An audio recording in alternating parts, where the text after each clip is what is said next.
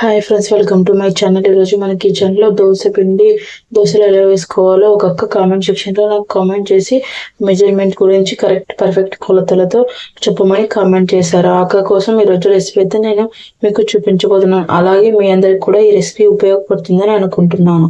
ఇక ఆలస్యం చేయకుండా రెసిపీలోకి వెళ్ళిపోదాం. ఇక్కడ 2 కప్పుల రేషన్ బియ్యాన్ని తీసుకొని ఇందులోకి 1 కప్పు మినపగుళ్ళను తీసుకొని అలాగే 1 టీ స్పూన్ మెంతులను వేసుకొని ఇవన్నీ కూడా బాగా శుభ్రంగా నీట్గా 4-5 సార్లు నీళ్ళను పోసుకొని బాగా కడుక్కోండి.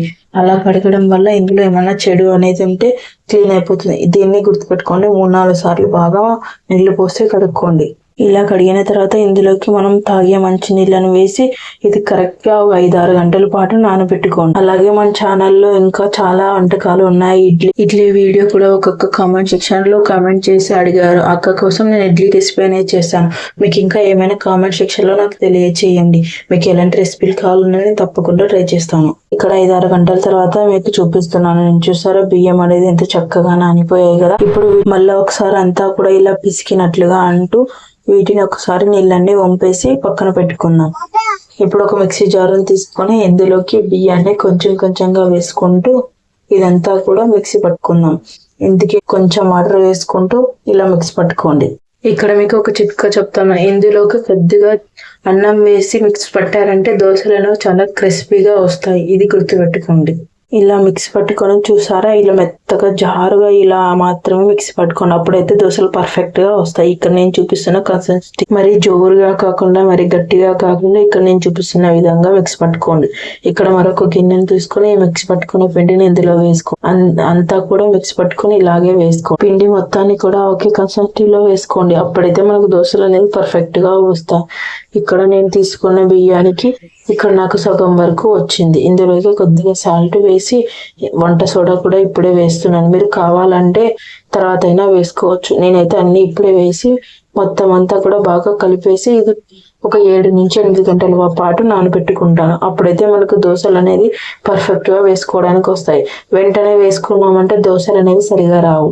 ఈ కన్సెంట్రీ అనేది బాగా కలుపుకొని చూసారా, నేను ఇక్కడ మీకు చూపిస్తున్న విధంగా నీట్ గా ఇలా కలుపుకొని కరెక్ట్ గా 7-8 గంటల పాటు నానబెట్టుకో. మీరు మంచిగా ఆఫ్టర్నూన్ నానబెట్టుకున్నారంటే సాయంత్రం మిక్స్ పట్టుకొని మార్నింగ్ కి టిఫిన్ కి ఈజీగా అవుతుంది. నేనైతే అలాగే చేస్తాను. నెక్స్ట్ డే మార్నింగ్ మీకు చూపిస్తున్నాను.